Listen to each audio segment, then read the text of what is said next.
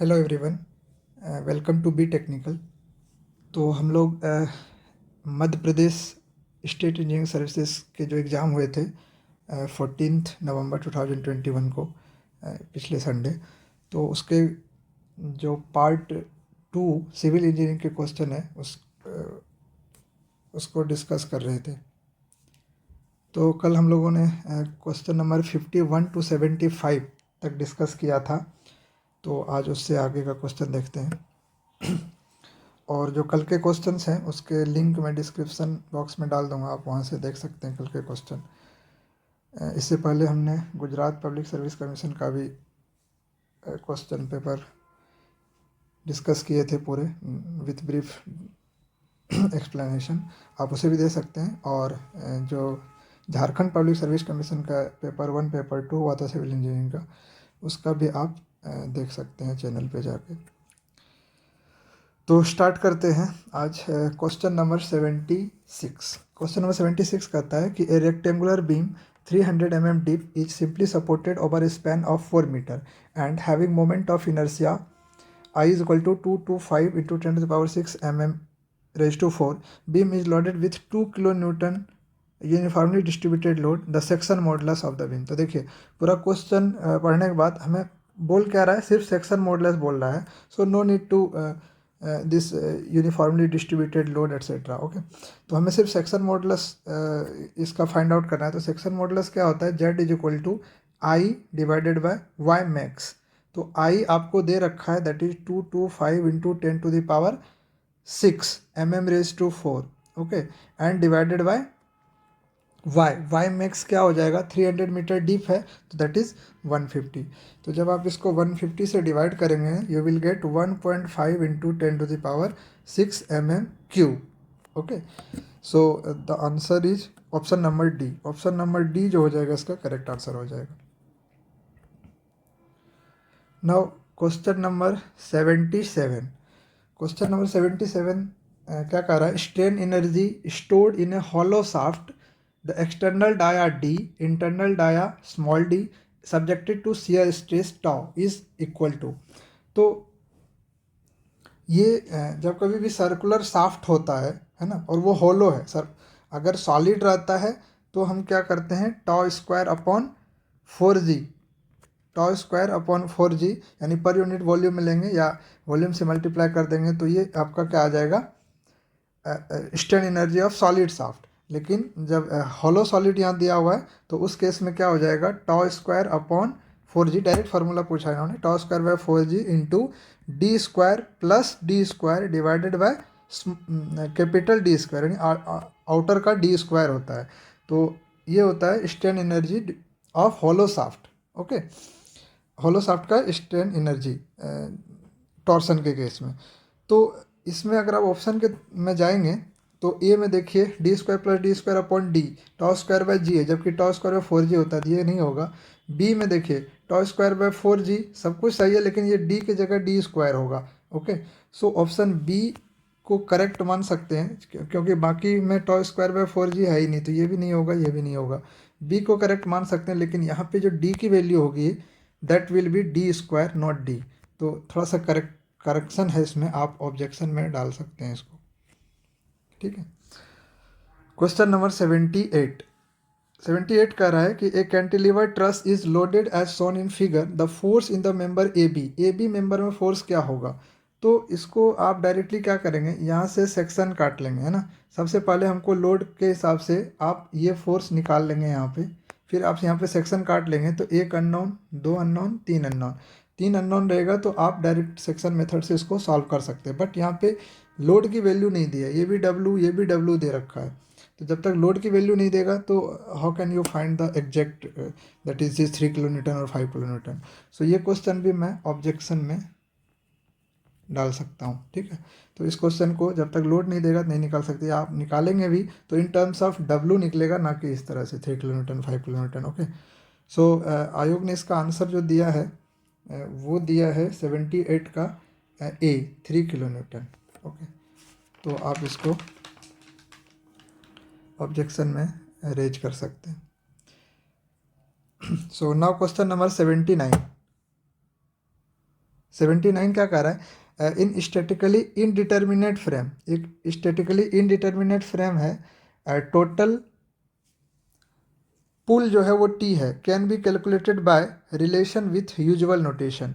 तो जब indeterminate beam में हम फाइंड आउट करते हैं कि टोटल फोर्स या रिडंडेंट फोर्स क्या होगा, है ना, तो उस केस में हम क्या करते हैं, दो सिस्टम लेते हैं। एक कि रिएक्शंस को हटा देते हैं, लोड सारे हटा देते हैं, है ना, रिएक्शन फाइंड आउट कर, एक में रिडंडेंट हटाते हैं, जो जो भी रिडंडेंट मेंबर होता है चाहे वो इंटरनली हो या एक्सटर्नली, उसके कारण हम हर मेंबर में कैलकुलेट कर लेते हैं लोड के कारण। एक बार क्या करते हैं, जो एक्सटर्नल लोड जितने भी है उसको हटा देते हैं, रिडंडेंट जहाँ पे रहता है वहाँ पे 1 किलोन्यूटन का लोड लगाते हैं, और फिर हम उसके कारण मेंबर में फोर्स निकालते हैं। तो उसको कहते हैं के system of force, her member में जो निकलेगा। तो एक पी सिस्टम का फोर्स निकलेगा, एक के सिस्टम का फोर्स निकलेगा। ओके, और उन दोनों में से आप सारे चीज़ फाइंड आउट हो गया तो हमें लेंथ पता है, एरिया पता है, और इलास्टिसिटी पता है, Young's modulus of elasticity E. तो डायरेक्टली आप निकाल सकते हैं, that will be summation of P K L upon A E divided by, आप इसकी वैल्यू जो निकालेंगे दैट इज समीशन ऑफ, इस यहाँ मैं लिखता हूँ, P K L divided by P K L upon A E divided by summation of K square L upon A E plus L nought upon A E. So option number A जो हो जाएगा इसका correct answer होगा, है ना। 79 का option number A is the correct answer. Question number 80 में क्या कह रहा है, a simply supported beam of span 4 metre, एक सिंपली सपोर्टेड बीम है, स्पैन है 4 metre, okay, is carrying uniformly distributed load, इस पर यूनिफॉर्मली डिस्ट्रीब्यूटेड लोड लग रहा है 2 किलो न्यूटन पर मीटर का, 2 किलोमीटर पर मीटर का लोड लग रहा है ओवर द इंटायर स्पैन पे। Find the maximum slope and deflection of the beam. तो इसका मैक्सिमम स्लोप और डिफ्लेक्शन क्या होगा, यदि ई आई की वैल्यू आपको दे रखा है कितना, 80 इंटू 10⁹ न्यूटन पर mm स्क्वायर में। ओके, तो ई आई की वैल्यू दे रखी है, तो आपको सपोज ये ए है ये बी है, तो आपको बोल रहा है कि मैक्सिमम इसमें स्लोप और डिफ्लेक्शन क्या होगा। तो इसके लिए मैं एक ऑलरेडी वीडियो बना रखा हूँ, आप मेरे चैनल पे जाकर देख सकते हैं। स्लोप एंड डिफ्लेक्शन का स्टैंडर्ड भी है और कुछ क्वेश्चन भी सॉल्व किया हुआ है। ओके, तो जब आप एक सिंपली सपोर्टेड बीम है उस पर यूडीएल एक्ट कर रहा है, तो जो थीटा की वैल्यू होगी वो ए और बी पे सेम होगा, यानी theta A is equal to theta B होगा, and that will be equal to W L cube. चूँकि ये यूडीएल है तो एल क्यूब के फॉर्म में आएगा slope, L cube divided by 24 E I. Okay, तो इस पर आप डायरेक्टली पुट कर दीजिए, आपको डब्ल्यू पता है 2 किलोन्यूटन, एल 4 है 4000, तो हम डायरेक्टली 2 इंटू 4000 का cube divided by 24 into E I है आपका 80 इंटू 10⁹9। जब ये पुट करेंगे you will get theta is equal to 0.067 radian, 0.067 radian में आएगा। ओके, और इसकी जो डिफ्लेक्शन होगी वो कहाँ होगी, मिड स्पैन पे, मैक्सिमम डिफ्लेक्शन, और उसकी वैल्यू होती है, यानी डेल्टा सी, अगर सी पॉइंट को मैं मिड मानूँ तो डेल्टा सी होता है 5/384 WL/4, डिफ्लेक्शन L/4 के फॉर्म में होता है, L/4 अपॉन ई आई। फिर इस पर आप पुट करेंगे W की वैल्यू 2 किलोन्यूटन और L की वैल्यू 4000, ठीक है, mm में, और ई आई सब कुछ पुट करेंगे वैल्यू, तो you will get that is 83.3 mm। Okay, फिर आप जब ऑप्शन में जाएंगे तो यहाँ 80 है, ये गलत हो जाएगा, 83.3 है लेकिन 0.5 रेडियन है, ये भी गलत हो जाएगा। यहाँ देखिए स्लोप 0.06 है लेकिन ये 81.3, तो सी भी नहीं होगा, इसका डी होगा, 0.67 की जगह 0.067 होगा। Okay, so option number D is the correct answer for question number 80 का जो ऑप्शन डी है वो करेक्ट होगा। स्लोप 0.067 रेडियन और डिफ्लेक्शन होगा 83.3 mm। Okay, now move to question number 81 कह रहा है कि the domestic sewage of a town was tested for total solids and following results were obtained. Weight of the sample of sewage is 1000 gram, sample की size है 1000 gram. Okay, weight of the solid after evaporation is sorry, evaporation के बाद जो solid का wait है वो है आपका 0.952 ग्राम। ओके, और weight of dry residue after ignition is 0.516 है ड्राई रेसिड्यू है। तो ये कह रहा है क्या कि टोटल डोमेस्टिक सीवेज क्या होगा, तो टोटल सीवेज क्या हो जाएगा जो इवोपरेशन के बाद का बच गया, यानी हम इसको बोल सकते हैं कि जो इस रेशियो होगा वो क्या होगा कि कितना सीवेज बचा है कितने सैंपल इस टोटल सैंपल में से। तो 0.952 बचा है यानी ग्राम डिवाइडेड बाय कितने 1000 ग्राम में से। तो 1000 gram will be equal to 1 litre. तो मैं इसको लिख सकता हूँ 1000 gram is equal to 1 litre. और 0.1952 ग्राम, तो 1 gram is equal to 10⁻³ milligram. Milligram 10⁻³ milligram है ना। तो इसको 10⁻³ से मल्टीप्लाई कर देंगे तो you will get 952 milligram divided by 1000 gram. Okay, 1000 equivalent to 1000 kg यानी 1 लीटर, 1 लीटर के आसपास। Okay, 1000 gram equivalent to 1 litre. Okay, you can say. So इसकी वैल्यू क्या हो जाएगी 952 milligram per litre. 952 milligram per litre. So option number B is the correct option. Option number B is correct for question number 81। Okay, चलिए अब 82। Question number 82 क्या कह रहा है, following is one of the example of secondary air pollutant. अब देखिए oxides of nitrogen जो है वो प्राइमरी में आता है, ऑक्साइड्स ऑफ सल्फर प्राइमरी में आता है, ठीक है। देन ऑर्गेनिक कंपाउंड ये भी प्राइमरी में आता है, हेलोजन कंपाउंड ये भी प्राइमरी में आता है। तो सेकेंडरी में कौन आएगा, ozone. Ozone is the correct answer, ये सेकेंडरी एयर पोल्यूटेंट है।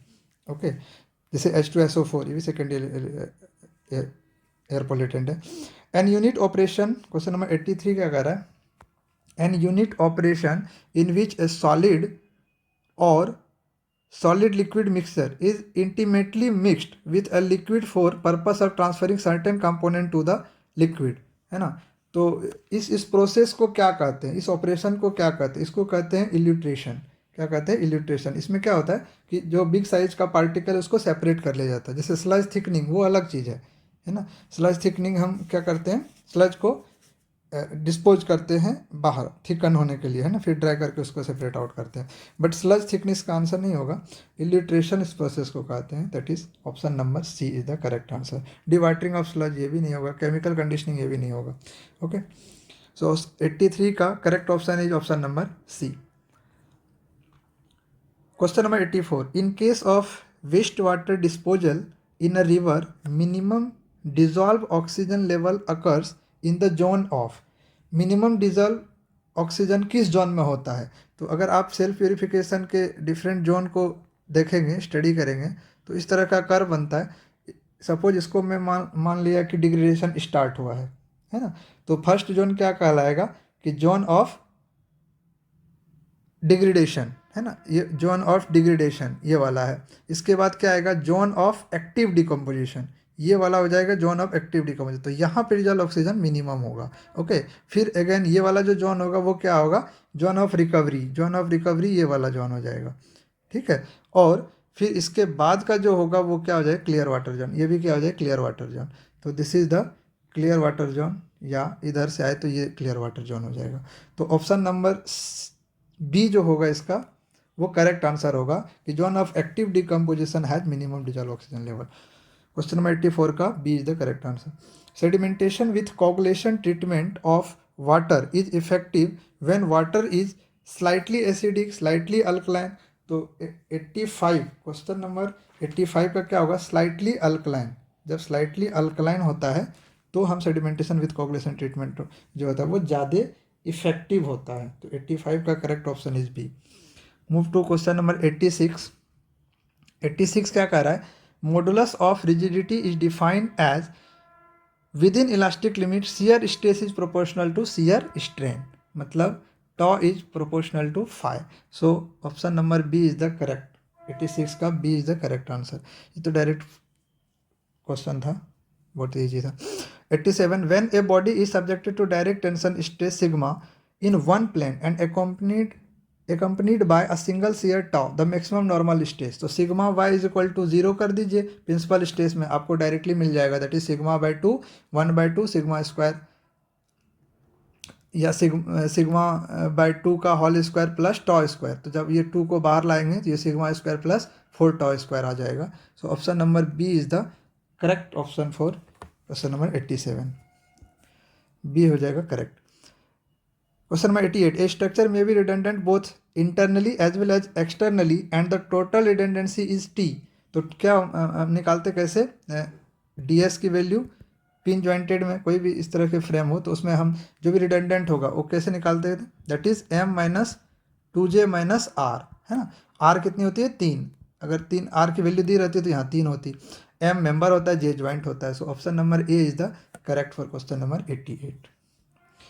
क्वेश्चन नंबर 88 का क्या होगा, A option is correct. Now question number 89, 89 का क्या होगा, the vertical deflection of the joint of a perfect frame.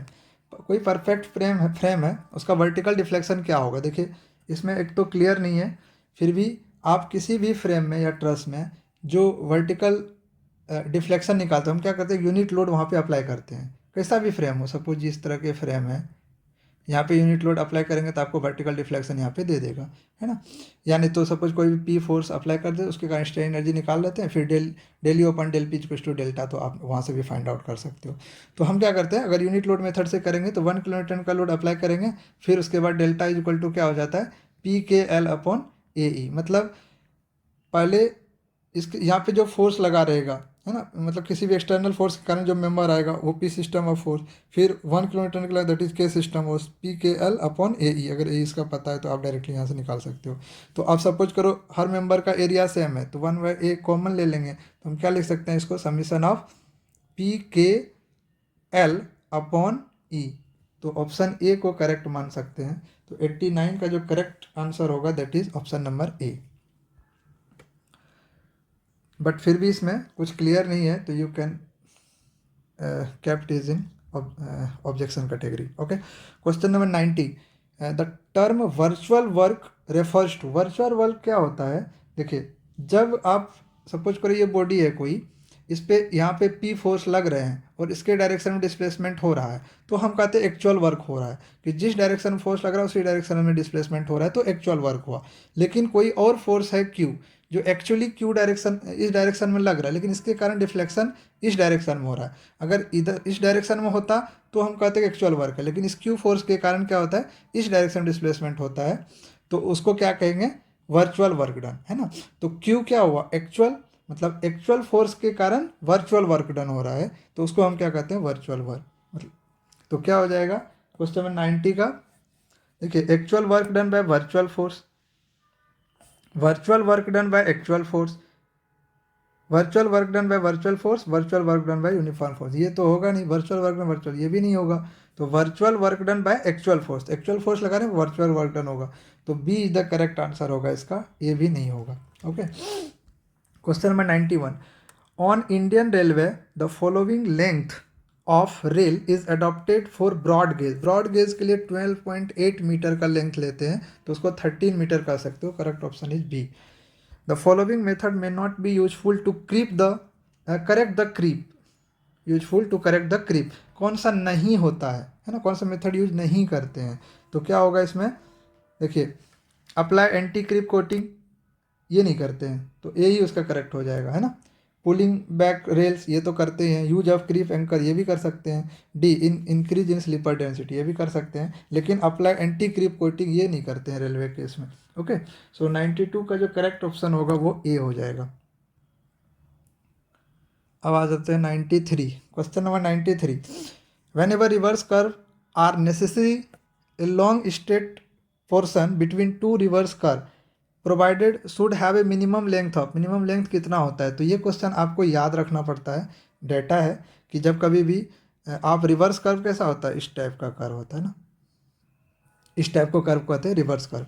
तो ये क्या कह रहा है कि एक रिवर्स कर्व है, whenever reverse curve are necessary, reverse curve provide करना नेसेसरी है, a long straight portion between two reverse curve, दो रिवर्स कर्व के बीच में, सपोज थोड़ा सा इसको ऐसे फ्लैट कर देंगे तो कुछ लॉन्ग पोर्शन स्ट्रेट रखा जाता है।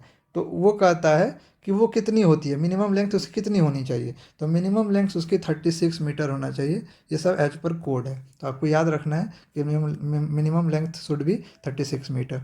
As per the rule with one locomotive the following gradient are recommended. तो 1/50 से 200 तक रूलिंग ग्रेडियंट हम लेते हैं। ओके, जो मिनिमम रिकमेंडेड ग्रेडियंट लेते हैं प्लेन एरिया के लिए, किसके लिए, प्लेन एरिया के लिए, that is 1/50 to 1/200। So option number A 94 का करेक्ट आंसर हो जाएगा। Okay, question number 95, the reduction in gradient at curve is known as grade compensation. In India the following value of grade compensation have been allowed for broad gauge track. देखिए broad gauge के लिए 0.04% लेते हैं पर degree curve, और metre gauge के लिए 0.03% पर डिग्री कर्व, और नैरो गेज के लिए 0.02% पर डिग्री कर्व। तो ये हो गया ब्रॉड गेज, ये हो गया नैरो गेज, मीटर गेज, ये हो गया नैरो गेज। तो ये लेते हैं। तो ये किसके लिए पूछा है,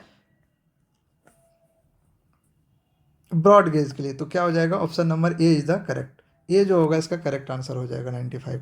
96, द प्रधानमंत्री ग्राम सड़क योजना, ये तो पता नहीं क्यों पूछ लेता है टेक्निकल के बीच में, आई डोंट नो, बट प्रधानमंत्री ग्राम सड़क योजना अटल बिहारी वाजपेयी के समय में स्टार्ट हुआ था। तो सी जो हो जाएगा इसका करेक्ट आंसर हो जाएगा 2000। ओके, तो 2000 में अटल बिहारी वाजपेयी की सरकार थी तभी आया था। Now question number 97, as per IRC 73 1980 the width of the carriers with for double lane के लिए हमेशा 7.5 है ना, 7.5 मीटर डबल के लिए। ओके, सिंगल लेन पूछता तो 3.75, डबल लेन के लिए 7.5, इसके बाद 10.5, फिर 3 करके बढ़ते जाता है पर lane. Okay, so correct option इसका क्या हो जाएगा, A 7.5 metre. According to the IRC 73 guideline, extra widening of curve is not required on single lane carriageway if the radius of the curve is longer than. देखिए ये question भी थोड़ा सा objection वाला है, इसमें बहुत सारे क्वेश्चन है जो समझ में नहीं आता क्या पूछना चाह रहा है। देखिए रेडियस ऑफ कर्व जब 460 मीटर से ज़्यादा रहता है तो हम अवॉइड करते हैं, एक्स्ट्रा वाइडनिंग रिक्वायर्ड नहीं होता अगर 408 मीटर से ज़्यादा है तो। ओके, तो यहाँ पे ऑप्शन दिया है ए तो होगा नहीं, 460 हो सकता है या ग्रेटर देन 400 मीटर हम कर सकते हैं। तो ये आप ऑब्जेक्शन में डाल सकते हैं क्वेश्चन नंबर 98। क्वेश्चन नंबर 99 कह रहा है which one of the following is not a desirable property of the subgrade soil as a highway material. कौन सा डिजायरेबल प्रॉपर्टी नहीं है, not a desirable property subgrade soil के लिए, ठीक है, सब ग्रेड सॉइल के लिए। तो देखिए स्ट्रेंथ है, ठीक है, स्टेबिलिटी है, गुड ड्रेनेज, ये तीनों है, बिटुमेन एडिजन ये नहीं है, सब ग्रेड के लिए ये रिक्वायर्ड नहीं होता है। तो 99 का करेक्ट आंसर क्या हो जाएगा, A is the correct answer for 99। Question number 100, a road sign indicate no parking, a road sign indicate no parking in warning sign, prohibitory, regulatory और इंफॉर्मेशन। तो नो पार्किंग जो है वो रेगुलेटरी साइन है, इसको मैंडेटरी साइन भी कहते हैं। रेगुलेटरी साइन को क्या कहते हैं, मैंडेटरी साइन भी कहते हैं। This is also called mandatory sign. Okay, regulatory sign is also called mandatory sign, ये नो पार्किंग में यूज होता है।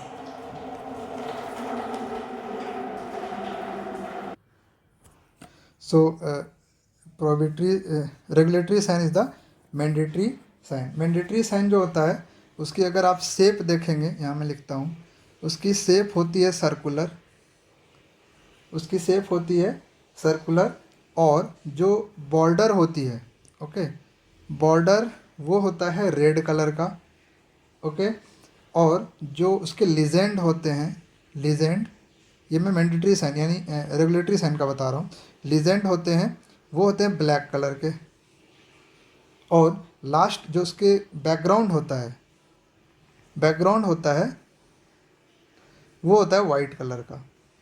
ओके, ये है रेगुलेटरी साइन का। इसी तरह से जो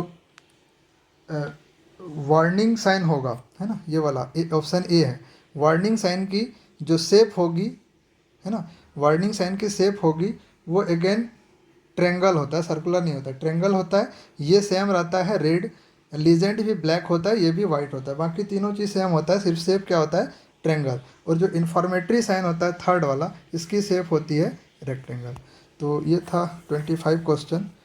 तो नेक्स्ट 25 क्वेश्चन अगली वीडियोज़ में मैं आपको लेके आऊँगा, तो उसको आप नेक्स्ट वीडियो में देख सकते हैं। Okay, bye bye, thank you.